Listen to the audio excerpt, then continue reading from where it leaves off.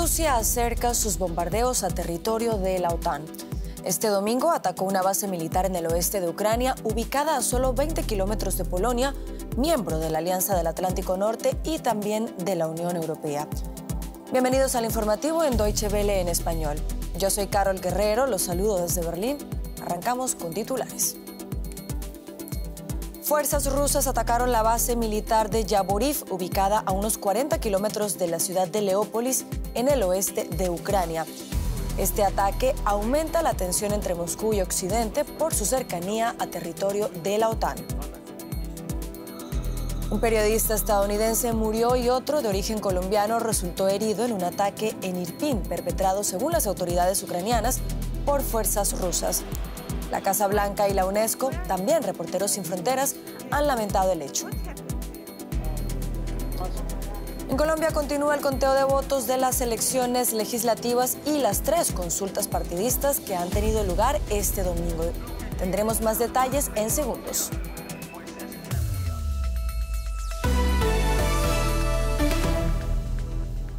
Rusia atacó este domingo una base militar ucraniana en las afueras de la ciudad de Leópolis, en el oeste del país, cerca de la frontera con Polonia. El gobernador de la región aseguró que al menos 35 personas murieron y otras 134 resultaron heridas. En la instalación también trabajaban instructores militares extranjeros.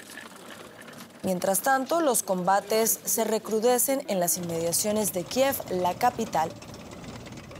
Según diversas fuentes, los soldados rusos se encuentran a unos 25 kilómetros del centro de la ciudad.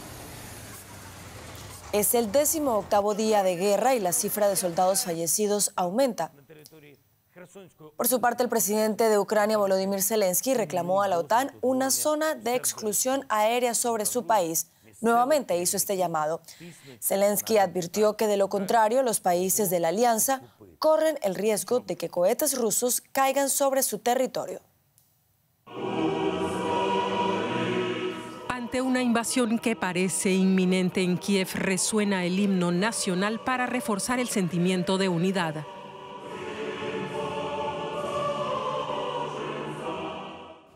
Asesores del presidente Volodymyr Zelensky publicaron un video de sí mismos recorriendo las calles vacías de la capital.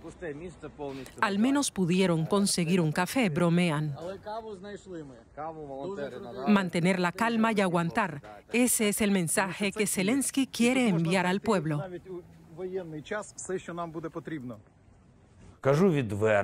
Hay que resistir. Tenemos que seguir luchando. Cada día y cada noche tenemos que ver el modo de causar el máximo daño al enemigo.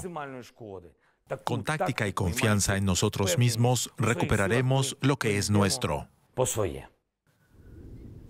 Es un mensaje poderoso y desafiante cuando las fuerzas rusas parecen estar expandiendo sus ataques en todo el país.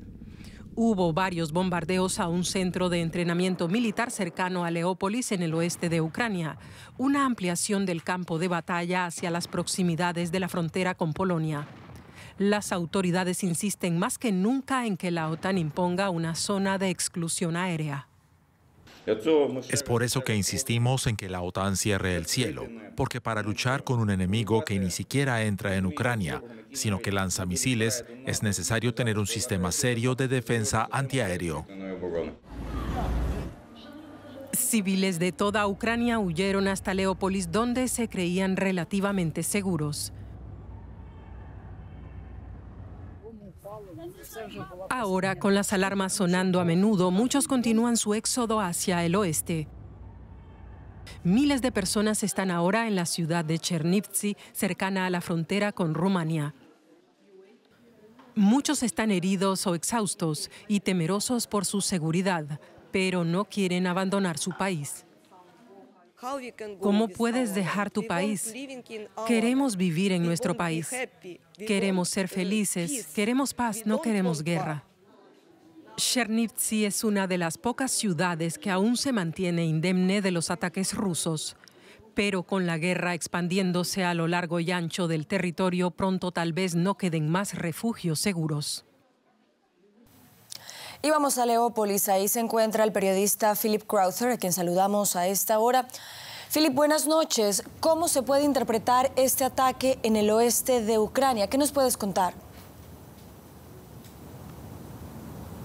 Bueno, primero es un objetivo militar en el cual hubo 30 misiles, más de 30 misiles rusos que impactaron en esta base militar, un centro de entrenamiento para tropas ucranianas que entrenaron en el pasado conjuntamente con tropas de la OTAN. También hubo entrenamientos ahí con tropas de Estados Unidos y a lo mejor esta base militar, por estos entrenamientos que tuvieron lugar en el pasado, simboliza algo muy importante para alguien como el presidente ruso Vladimir Putin, porque lo que muestra es una colaboración en cierta medida entre Ucrania y la OTAN, y ya sabemos todos que lo que más le importa casi a Putin es este vínculo que podría existir entre la OTAN y Ucrania y este movimiento de Ucrania potencialmente en el futuro hacia la OTAN. Primero, lo más importante es que es un objetivo militar, pero también estos ataques pueden ser una manera de simbolizar el movimiento hacia el oeste de esta guerra. Una manera para Rusia de mostrar que puede atacar en todos lados, incluido muy cerca de la frontera con Polonia. Y todos sabemos lo que hubo antes. Un día antes de este ataque, un mensaje de parte del gobierno ruso que los movimientos de armas que vendrían desde países de la OTAN por Polonia y dentro del territorio ucraniano serían también un objetivo militar posible. Esto es lo que a lo mejor Rusia está intentando frenar, el movimiento de armas que vienen hacia Ucrania. Bueno, Philip, ¿y cuál ha sido la reacción de la gente ahí en Leópolis? ¿Qué te ha dicho la gente con la que has hablado ahí en esa ciudad? Bueno, aquí la gente tiene un poco más miedo ahora, es lo más lógico, porque este ataque tuvo lugar a solo menos de una hora de viaje de aquí. Las sirenas se escucharon anoche, las detonaciones se escucharon también esta mañana aquí. Esto queda muy cerca, esto lleva la guerra muy cerca de esta ciudad que antes o incluso ahora todavía es un lugar seguro para tantos refugiados que han pasado por esta ciudad antes de entrar en la Unión Europea. También es un pasaje muy importante para la ayuda humanitaria hacia el este y hacia el centro del país. Y también, ya lo hemos comentado, el envío de armas también pasa por esta frontera entre Polonia y Ucrania. La gente con la que he hablado hoy me han mencionado este ataque sin que yo lo mencione. La gente está aquí muy consciente de que la guerra se está acercando de manera muy peligrosa de ciudades en el oeste que se consideraban, por lo menos hasta ayer, como lugares muy seguros. Philip Crowther en Leópolis, en el oeste de Ucrania, muchas gracias por estas informaciones. Y un periodista estadounidense murió en Irpin, un suburbio de Kiev. Se trata de Brent Renaud, quien se convierte en el primer periodista extranjero que pierde la vida en Ucrania. El ataque a tiros del que fue víctima Renaud también dejó herido a su colega Juan Arredondo, de origen colombiano. El asesor de seguridad de la Casa Blanca, Jake Sullivan, anunció que Washington investigará los detalles de esta muerte, mientras que la UNESCO lamentó lo ocurrido con el periodista. Esta grabación muestra los momentos posteriores al tiroteo en Irpin. El fotógrafo de origen colombiano Juan Arredondo resultó herido y fue trasladado a un hospital. Estábamos cruzando el primer puente en Irpin. Íbamos a grabar a otros refugiados yéndose. Alguien nos ofreció para llevarnos en auto al otro puente. Cruzamos el puesto de control y empezaron a dispararnos. Así que el conductor dio la vuelta y continuaron disparándonos. Éramos dos. Mi amigo Brent Renaud fue alcanzado en el cuello y quedó atrás. Arredondo aún no sabía que Renaud, un galardonado documentalista, había muerto en el lugar de los hechos. Las autoridades ucranianas acusaron a las fuerzas rusas de los disparos. Varios equipos de periodistas han sido atacados desde la invasión rusa a Ucrania, pero Renaud es el primer extranjero en perder la vida. Irpin, un suburbio a unos 20 kilómetros de Kiev, permanece bajo un fuerte asedio mientras los vehículos blindados rusos avanzan hacia la capital de Ucrania. Miles de personas huyen. Se enfrentan a condiciones muy arriesgadas, pero quedarse también es espantoso. Es la guerra. Nuestro edificio fue alcanzado por un misil y 2 apartamentos contiguos al nuestro han sido destrozados. Hay casos de saqueo. Todo es horrible. Muy, muy horrible. Algo pasó por el aire y luego ¡boom! Todas las ventanas se rompieron y el balcón se cayó. El 10º piso por encima de nosotros quedó reducido a polvo. Mi hija vino y me dijo: mamá, agarra tus cosas. Antes de eso, no quería irme de mi ciudad. Los refugiados esperan encontrar una seguridad relativa lejos de su hogar, que se ha vuelto inhabitable por los combates. Y otro de los dramas que ha traído esta guerra en Ucrania lo han vivido muchas mujeres embarazadas. Solo en Kiev, el pasado fin de semana, nacieron más de 80 bebés en refugios antiaéreos. El ataque ruso está obligando a las mujeres embarazadas y también a los recién nacidos a permanecer en la clandestinidad y en unidades de maternidad improvisadas. Deutsche Welle visitó una de esas unidades en la capital ucraniana. Es la primera vez que Maxim ve la luz del día. El niño nació hace un día en el sótano del Hospital Materno Infantil número 5 de Kiev. Su madre, Natalia, se aseguró de llegar pronto al hospital. Cuando empezó la guerra, las ambulancias dejaron de funcionar. Tenía miedo de quedarme en casa. No tenemos auto y no hay ambulancias. No sabes a dónde huir y qué hacer. Aquí estoy bien. Las enfermeras y los médicos están a mi lado y pueden ayudarme. Desde el inicio del conflicto, enfermeras y médicos han intentado convertir el hospital en un lugar seguro en tiempos de guerra. Los pacientes pasan noches enteras en los sótanos. Muchos niños han nacido en esos refugios improvisados. Esta es nuestra sala de urgencias. Aquí está la cama de reanimación para recién nacidos. Después de operaciones y partos difíciles, permanecen aquí en observación. Aquí podemos atender los partos y operar y monitorear a los pacientes que necesitan cuidados intensivos. Ahora reina la calma y muchos pacientes fueron trasladados a las plantas superiores, pero a menudo lo mejor es permanecer abajo. Según el director, las noticias de bebés nacidos en sótanos han conmovido a muchos aquí en Ucrania. La gente viene y trae pan y dulces. Ni siquiera dicen de quién son. Tan solo vienen y lo dejan en el puesto de vigilancia para nuestros trabajadores, los médicos y quienes cuidan de las jóvenes madres. Eso me da esperanza. Creo que gente que se comporta así no puede ser sometida. Algunos pacientes han pasado un auténtico calvario. Alina huyó de uno de los suburbios de Kiev sitiados justo antes del nacimiento de su hija. Ahora me siento bien, pero cuando oigo aviones me pongo nerviosa. Vimos las imágenes del Hospital Materno Infantil bombardeado en Mariupol. Después de ver esas imágenes, escuchaba nerviosas y las sirenas antiaéreas dejaban de sonar. Teniendo en cuenta las circunstancias de su nacimiento, Alina espera que su hija sea una niña fuerte. Y ya nos acompaña Juliana González, lo que quiere decir que vamos con la información económica, pero obviamente enfocados en esta guerra en Ucrania. Así es, Carol, y vamos a hablar de ese posible impago de la deuda rusa tras las sanciones económicas impuestas por los Estados Unidos, la Unión Europea, Japón y Canadá a Moscú como resultado de su invasión a Ucrania, que cada vez se hace más probable, de acuerdo con la directora del Fondo Monetario Internacional. En una entrevista televisiva, Kristalina Georgieva aseguraba que si bien las sanciones tendrían un impacto que calificó de severo en la economía rusa, también descartó que se desencadene una crisis financiera mundial.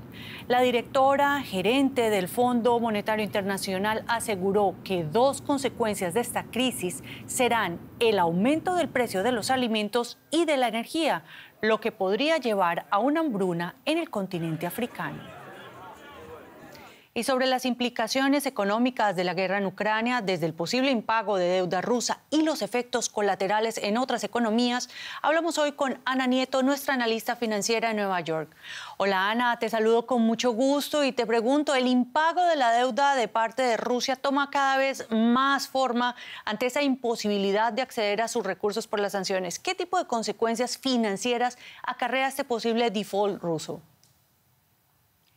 Pues para Rusia es una vuelta de tuerca en el daño a su reputación financiera, pero realmente es un país que ya está aislado económicamente, financieramente y no va a poder acudir a los mercados internacionales en mucho tiempo. Eso significa que también su posición financiera se va a ir debilitando con el tiempo y va a tener que acudir a dos medidas que son impopulares. La primera es subir impuestos o recortar gastos. Las dos se van a cebar en una población que va a hacer frente a una recesión completa, con toda seguridad, en muy breve tiempo, y la directora gerente del Fondo Monetario ya ha dicho que ya están sufriendo los daños de este aislamiento. Para el resto del mundo no se prevé que haya un riesgo sistémico, porque la exposición de la banca a Rusia es de apenas 120.000 millones de dólares, que suena que sea mucho, pero realmente no lo es en el gran esquema financiero global. No se prevé que se caigan las fichas en el tablero como ocurrió en el 2008. Ana, y una de las secuelas de esta guerra está precisamente en esa presión inflacionaria, por ejemplo, en los precios de alimentos y energía. ¿Por qué preocupa sobre todo al FMI la situación del continente africano? Preocupa la situación de África y también de Oriente Medio porque son importadores de trigo, de maíz, de pepitas de girasol para hacer aceites. Egipto, por ejemplo, importa el 17% del trigo que consume. Túnez importa el 15%. Y estos países no van a poder traer este trigo y este maíz de la zona de Ucrania y de Rusia, pero no solamente el que no se haya recolectado ahora o el que esté en tránsito ahora y que esté ahora bloqueado en los puertos, sino que no está previsto que el campo ucraniano vuelva a ser fértil en mucho tiempo, que se vaya a cultivar. Y eso significa que va a haber hambre durante mucho tiempo. Normalmente, cuando falta el trigo de estos mercados, se trae trigo de otras zonas, como por ejemplo Canadá, pero una sequía muy fuerte en el norte de América va a hacer muy difícil que este plan B pueda funcionar. Ana, y brevemente, la presión económica viene de Occidente sin duda y el ministro de Finanzas ruso, Anton Sinualov, ha dicho que parte de sus reservas están en yuan. ¿Puede contar Rusia con el respaldo de China para oxigenar su economía en este contexto? Pues está por ver, porque Rusia ha pedido ayuda económica y militar a China, según ha dicho muy recientemente el New York Times, citando a fuentes del gobierno estadounidense. Rusia y China han estrechado sus relaciones y es algo que se está observando por parte de Washington muy de cerca. De hecho, el consejero de Seguridad Nacional, Jack Sullivan, tiene previsto encontrarse con personas del Partido Comunista y también del gobierno chino en Roma el lunes. Se les ha dicho a los chinos que habrá consecuencias si Rusia evade las sanciones a través de este país. De momento se piensa que la relación entre China y Rusia no va más allá de las declaraciones conjuntas y demás, pero que no hay mucha acción en este partenariado. Estaremos pendientes de esa reunión el lunes. Gracias, Ana Nieto, por estos análisis desde Nueva York y hasta pronto. Gracias, Juliana. Washington anunció esta semana que suspenderá las importaciones de petróleo y gas ruso como parte de las sanciones contra Moscú tras la invasión a Ucrania. Un gesto que, aunque simbólico para el comercio bilateral entre Rusia y Estados Unidos, ha llevado a Washington a reactivar sus relaciones con Venezuela como una posible fuente alternativa de petróleo que dejaría de comprarle a Rusia. Estados Unidos importaba poco menos de 700.000 barriles diarios desde Rusia, según datos de su agencia de energía. Pero tras la invasión a Ucrania, ahora busca conseguir otro proveedor, Venezuela. El gobierno venezolano afirmó que la condición para que se normalicen las relaciones y el comercio de hidrocarburos es que se eliminen las sanciones al país sudamericano impuestas por Estados Unidos desde 2019. Los analistas no lo ven tan sencillo. Lo que vamos a ver no es un levantamiento de sanciones. Lo que vamos a ver son negociaciones focales para licenciar producción petrolera dentro del marco de las sanciones. El ministro venezolano de Relaciones Exteriores, Félix Plasencia, aseguró este fin de semana en Turquía que Venezuela es un aliado comprometido de Rusia, pero está abierto a hacer negocios con Estados Unidos. En este nuevo escenario, más que un aliado, Venezuela será un competidor de Moscú en el mercado del crudo. Maduro debe entender que cuando Rusia sale sancionado, su petróleo, que es mucho y muy bueno, se va a orientar ahora al mismo mercado donde Maduro manda sus 750.000, 500 de los 750.000 barriles diarios. ¿Qué quiere decir? Que Putin puede ser muy amigo de Maduro, pero hoy va a ser su competidor más agresivo en el mismo mercado, que no creció en demanda, pero que sí creció dramáticamente en oferta. Con una industria que aún se tiene que recuperar tras años de abandono y corrupción, la posibilidad de que Venezuela pueda suplir la demanda estadounidense de petróleo ruso es para algunos expertos inviable a corto plazo. Pues es que Venezuela no es opción. Para que Venezuela sea opción tiene que tener capacidad de aumento de producción. Además del levantamiento de sanciones, los expertos coinciden en que para recuperar su industria, Venezuela necesitará de una multimillonaria inversión extranjera, cambiar la ley de hidrocarburos, otorgar seguridad jurídica a las empresas privadas víctimas de expropiaciones y eliminar controles. El tablero de ajedrez se mueve en la geopolítica, Carol. Así es, Juliana, y nosotros vamos ahora a Colombia porque haya comenzado el preconteo de las elecciones legislativas y 3 consultas presidenciales. Hoy se ha votado en este país para elegir un nuevo Congreso, una de las instituciones más desprestigiadas del país, actualmente dominada por fuerzas de derecha y partidos tradicionales. Millones de ciudadanos acudieron a los centros electorales. La jornada se llevó a cabo en relativa calma, aunque con problemas en la página de internet de la registraduría y 77 casos de irregularidades denunciados por la misión de observación electoral. Por primera vez, las víctimas de la violencia tienen reservados un total de 16 escaños. Los colombianos también depositaron su voto para elegir a los candidatos de las coaliciones que se presentarán a las elecciones presidenciales. La jornada de hoy ha servido como termómetro electoral de cara a esos comicios del 29 de mayo. Y siguiendo el desarrollo de estas elecciones ha estado la periodista Alexandra Correa, a quien saludamos a esta hora en Bogotá. Alexandra, ¿cómo se ve el panorama electoral en pleno conteo de votos y qué anticipa de cara a las elecciones presidenciales del 29 de mayo? Carol, hasta la medianoche colombiana se contarán los votos en los que la izquierda tiene altas expectativas de alcanzar una amplia bancada con miras a esas elecciones presidenciales de mayo de las que tú estabas hablando, en donde está liderando la intención de voto esa izquierda. Precisamente a esta hora ya va liderando Gustavo Petro, izquierdista por su coalición, y el exalcalde de Medellín, Federico Gutiérrez, en su coalición de derecha. Nunca ha gobernado la izquierda en Colombia y estos comicios a Congreso son vistos como un termómetro para lo que sería esa votación en busca de un nuevo presidente. Y este necesita tener un buen número de senadores y representantes para poder gobernar. La expectativa está sobre esa izquierda, pero también sobre un centro que en 2018 no logró ser conquistado y quien definiría la balanza en momentos de tanta división política en el país, Carol. En general, hay expectativa frente a la transparencia, ya que, como lo mencionaste, también se han denunciado presuntas irregularidades. Alexandra, ¿cuáles han sido las novedades en estas elecciones a Congreso para los próximos 4 años? Bueno, es la primera vez que las víctimas del conflicto armado reciban las 16 curules para su representación política acordadas en el proceso de paz de 2016 con las FARC. Además, hoy también los colombianos pudieron elegir, como sabemos, su candidato a presidente en esas 3 consultas de partidos de derecha, izquierda y de centro, que en realidad no está teniendo muy buena votación. De otro lado, el partido político de las FARC, el Partido Comunes, tiene aseguradas 5 curules en Senado y 5 en la Cámara de Representantes. Asimismo, hoy quedan reservadas 2 curules para quienes pierdan en las presidenciales, es decir, quien quede segundo junto a su vicepresidente en mayo. Cada uno va a tener un asiento en el legislativo, Carol. Seguimos pendientes aquí en Deutsche Welle de este conteo de votos que va hasta la medianoche. Claro que sí, Alexandra Correa. En Colombia seguiremos pendiente de lo que pase con estos resultados a propósito de estas elecciones legislativas y de las consultas que han tenido lugar este domingo en Colombia. Gracias. Hasta pronto.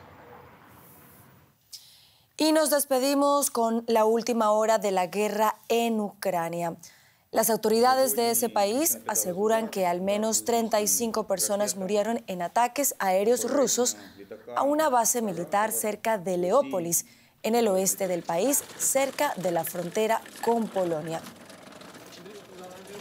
Mientras, el presidente Volodymyr Zelensky alertó que Moscú trata de establecer pseudo-repúblicas prorrusas en territorios ocupados.